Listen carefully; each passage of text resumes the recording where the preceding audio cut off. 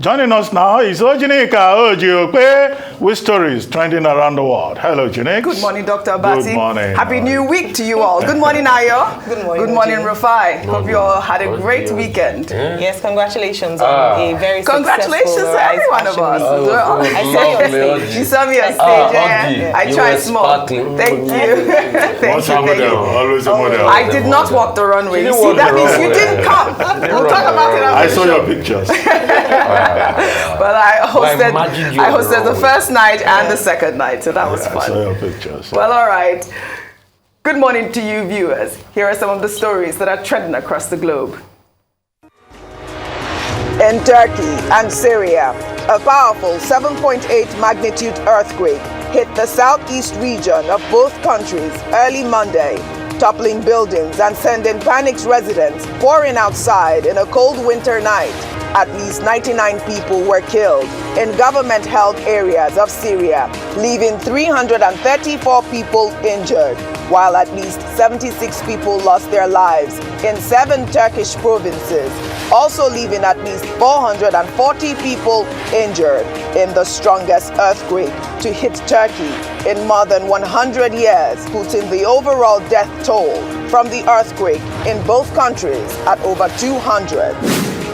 In Iran, Supreme Leader Ayatollah Ali Khamenei on Sunday pardoned tens of thousands of prisoners, including some arrested in recent anti-government protests after a deadly state crackdown helped quell the nationwide unrest. The pardon came with conditions, excluding dual nationals held in Iran, those charged with spying for foreign agencies, and those affiliated with groups hostile to the Islamic Republic.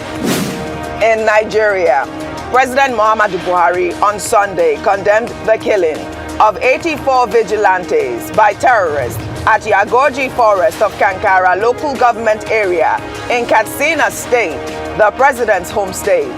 The insurgents had on Wednesday, February 3rd, ambushed a convoy of the vigilantes as they went to recover animals stolen by the insurgents. The president, in paying tribute to the slain vigilantes and their families, said that the sacrifices of the brave men who are working to prevent and punish crime in their communities will not be forgotten.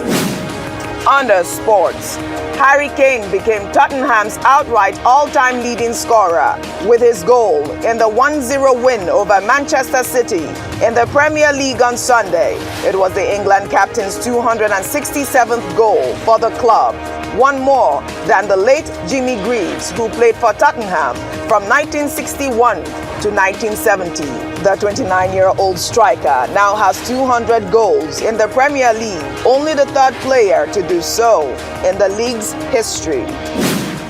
Thank you so much to the Grammys. Thank you.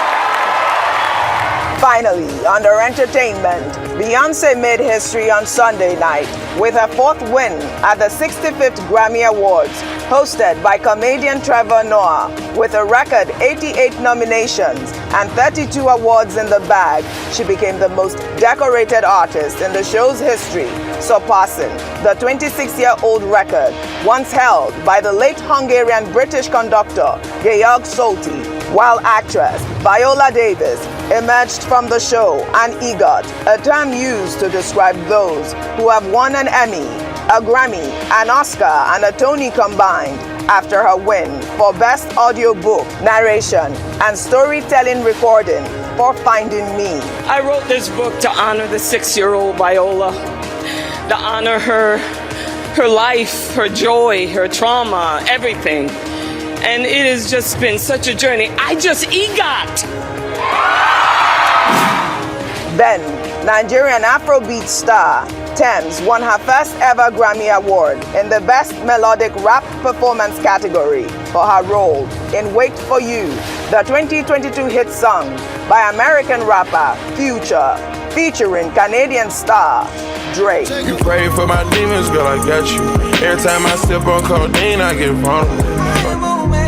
It don't even matter what time it is. I will wait for you.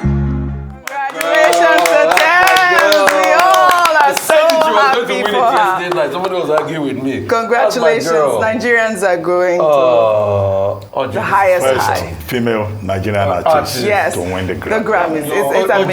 It's amazing. Amazing. Yes. I thought I should. I'm still on radio, but in my radio days where I'm a jig jockey playing song. Yes.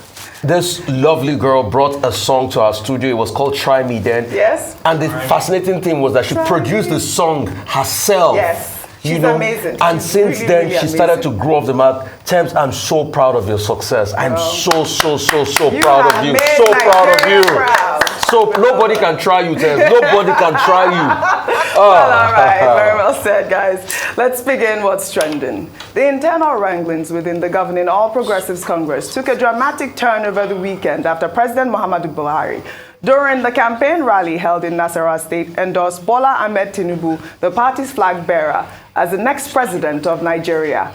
Thank you very much. Your Excellency, the Executive Governor of Nasarawa State, and his colleagues, I stand by already established protocol. Ladies and gentlemen, I am very pleased today to be part of this campaign for Bola Ahmed Tinubu as the next president of the Federal Republic of Nigeria and the governor of Nasarawa State for his second and final term.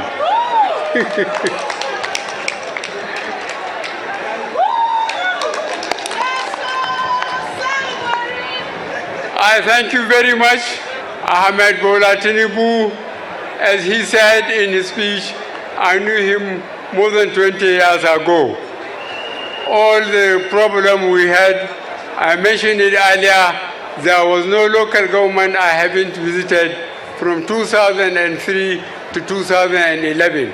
And I visited all the states 2019 when I was asking for this term, the second term, and the final term. I will continue to campaign for Bola Ahmed Tinubu. He is a committed Nigerian, and I believe he will give all he has to this country and to you, Nigerians. I thank you very much.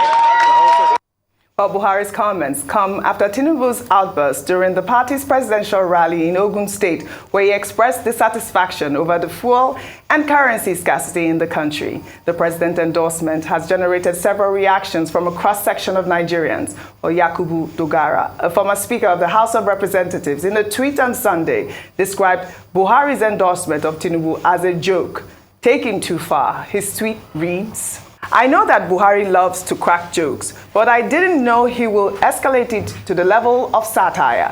Asiwaju will give his best to Nigeria. Really?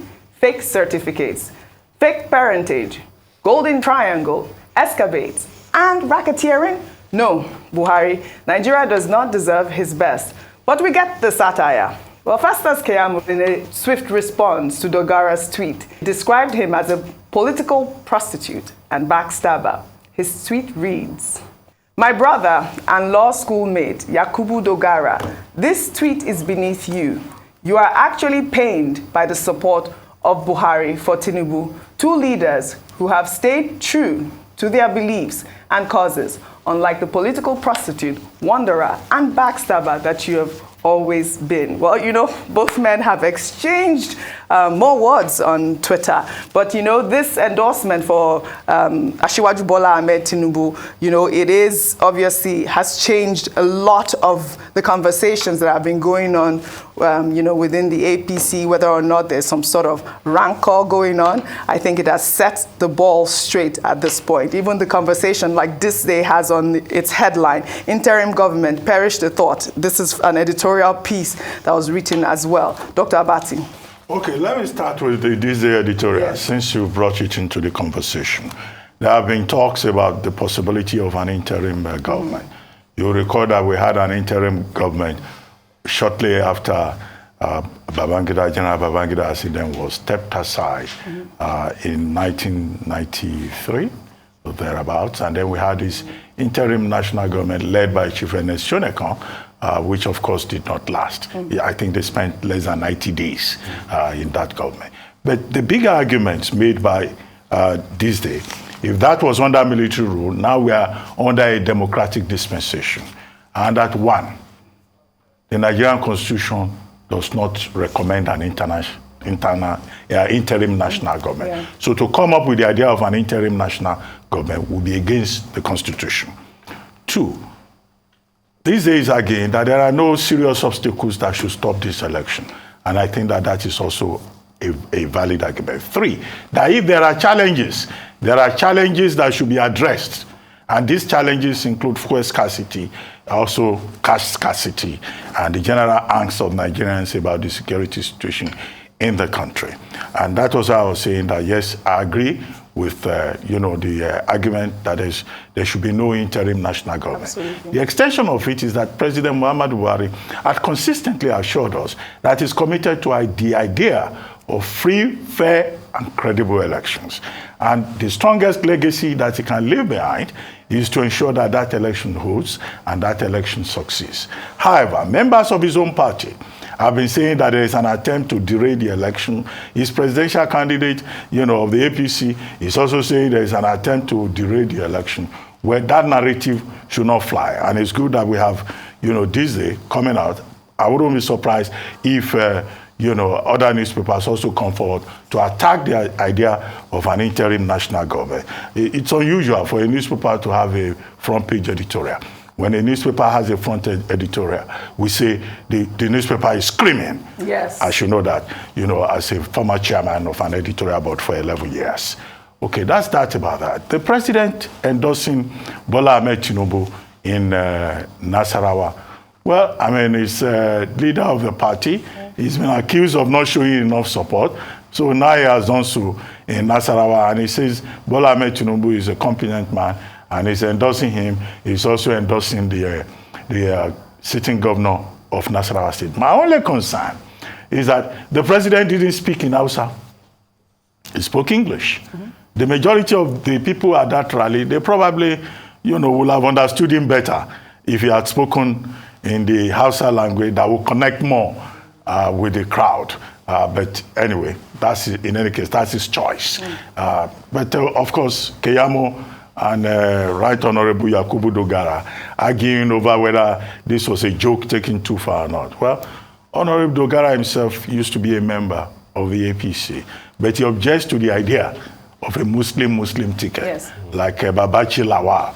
So that's the point of departure. But in his tweet, he even went beyond religion to talk about all the, worn-out allegations, oft-repeated allegations against the presidential candidate of the APC.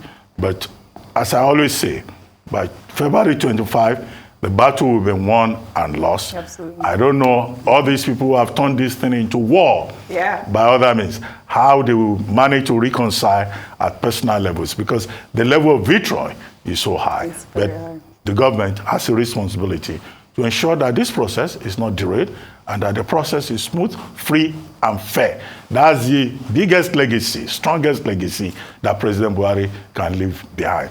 As an APC person, well, he can endorse his own candidate. What do you expect?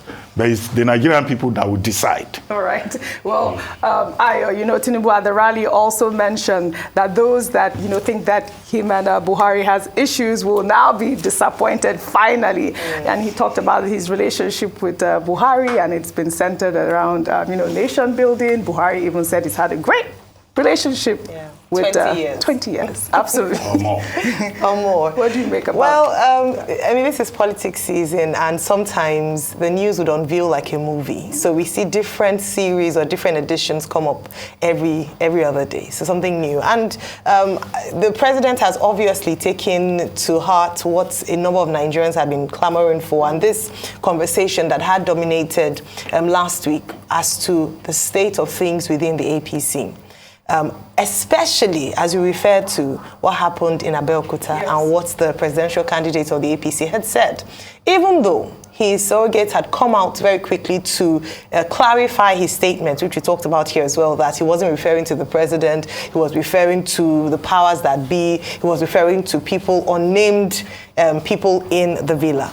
the president coming out to make these very bold statements about his guy, perhaps the boldest thus far. I mean, very definite, very clear. You cannot. Said he spoke in English. Yes, so you can't read meanings into it. We don't need. We don't need a translator. Correct. We don't need an interpreter. He was saying he was definitely, supporting. However, there's a saying that action speaks louder than words. Okay. So he can come out and, as he's done before, raise his hand or say, I'm going to support you. But if the body language does not say the same thing, then Nigerians will continue to suspect that perhaps things are not all well, within the APC. And so I believe that this is a good move. They are in it to win it. They will, come February 25, all hands should be on deck in the APC, as with other parties, as to presenting their party as the winner of choice. And all hands should be, on deck. So I'll first react to this entire government thing. Please, I beg all, let us perish, abolish, use in strong terms, condemn any ideas of an interim government. Secondly, I beg all again, please, politicians and presidential candidates, stop feeding or muting the idea during your campaign. Because this was said by presidential candidates at a campaign that there might be a possibility for interim government. Stop doing that, because this is dog whistle. Let's not do it. There is no legitimacy for interim government. In fact, the Yorubas had a word they used to call it then. You know what they call it, Oji? Ijoba fidi hair. What fidi hair means is that you couldn't sit properly on the chair because you don't have legitimacy to sit on the chair, so you just sit with one part of your butt. And it's a recipe for anarchy. And the circumstances are different. Elections have not been won and lost. Please. Because we know how politicians play their game. They mute the idea, they start to put it in the consciousness of people. That's the way the media game is being played. Secondly, President Buhari has always supported the presidential ambition of Bola Tinubu. He campaigned with, the day Bola Tinubu started his campaign, he campaigned with him now. Is that not enough endorsement? So why all of this shenanigan noise going on as you guys? He has always endorsed him. So if they have their internal wranglings, they should deal with their own internal wranglings. But it's also obvious that they are fighting themselves, because the same President Buhari that endorsed Bola Tinubu keeps attacking President Muhammadu Buhari's record in all the campaign. So we see all the shenanigans going on among them. And now that we now know, according to Madam Najatu, that there are factions even of the cabal. So it's not one full united cabal. There are different factions of the cabal. That we should even more concerned about, because Nigerians can elect a president in and cabals take over for their own selfish interests. Absolutely. So whoever becomes president, please do not give room to cabals. We can't have a government we have democracy, not cabalocracy. I like that. Thirdly, Mr. Keyamo and what is it called? Two politicians fighting. Yakubu Dogara. When two politicians fight, I laugh at them. Yeah. Because same of the same kind. Yakubu Dogara is leaving because things are not favoring the APC. Festus Keyamo is talking. But they said they were both classmates in law school. Yeah. They should go and sort it out in their own classmates' WhatsApp group. All right, then. I like that. We shall take another story. In the wake of President Muhammadu Buhari's appeal to Nigerians to exercise patience over the scarcity of the redesigned currency and the central bank governor's revelation that commercial banks are complicit in the Naira scarcity and as such have compromised the redesigned policy, new videos have emerged showing some commercial banks hoarding the redesigned currency. Some monies were found stashed behind old Naira notes in their vaults. Let's take a look. So they can go and look. Yes. You have so many new notes. Bring them down. You have so many. These are new notes at the back. Yes. I want to bring them down so load all your machines. I do not want to hear it because we'll keep continuously be checking. Yes. Make sure that your machines are working. So make sure, bring them out and load. That's all. And that's these are 500. But you haven't gone to pick up. Spend both 500 and 1,000. Have you gone to CBN branch to pick up today? Yeah. Well, in the meantime, River State Governor Wike over the weekend during a PDP campaign rally in the state said those who are in support of the CBN Naira redesigned policy are enemies of the nation, and that President Muhammadu Buhari was misled into approving the Naira redesigned policy. The governor also claimed that the aim of the Naira redesigned policy was to enrage Nigerians and trigger protests, which will subsequently lead to the disruption of elections. Now, enemies of Nigeria, now then they support this type of thing. I believe, say, they not tell President Buhari the correct thing. But if they tell them, as me and they go at the same time, 29 May. No, the same time. But they go at the same time, nobody will stay one day position. No way. So, me I know say, the man would like to finish well and go. Not so. That's so. As me they finish well, they go. So I don't go say anything will go bad. Advance on that country. Now people when don't like him, now then they plot all these things. All right, Dr. Abati, your thoughts on Wike really quickly. Well, I mean, the concern that has been expressed by Governor Wike is not alone in that regard. It's more or less echoed the same thing that the APC presidential candidate said, that the governor of Kaduna State, Nasarawa Rufai, said. But look, all the people who are just scaremongering, because part of it could also be scaremongering, instilling fears in the people that the Naira policy, the fuel scarcity, is all part of an attempt to derail the election. It's most unfortunate that that narrative is out there because our people are gullible. But the counter-narrative that we have had, it comes from people like Atiku, comes from people like Mr. Peter Obi, saying that, look, you know, people should be patient, people should be calm. And that is why the CBN and the federal government needs to do a lot more within the short time available in terms of public conscientization and sensitization to continue to reassure the people that, look, in the long run, this is in your best interest. If the other narrative takes hold, then there could be serious consequences. So it's a battle right now for the minds of the electorate and battle also for the votes of the electorate. The only thing I note, however, that after that position, even Governor Wike said people should be calm. He preached a message of restraint. And that's, you know, the kind of statesmanly message that should come. And people should also be reminded that the CBN enforcement team, in collaboration with the security agencies, is already sanctioning some banks and arresting some bank managers. One bank manager was arrested in Ado-Ekiti a few days ago because he was ordering new notes. All those bank managers should be identified and punished. Absolutely. Because that's sabotage. Absolutely. Well, thank you all for your great analysis, as always, on What's Trending. That's all I have for you on What's Trending today. I'll see you all tomorrow.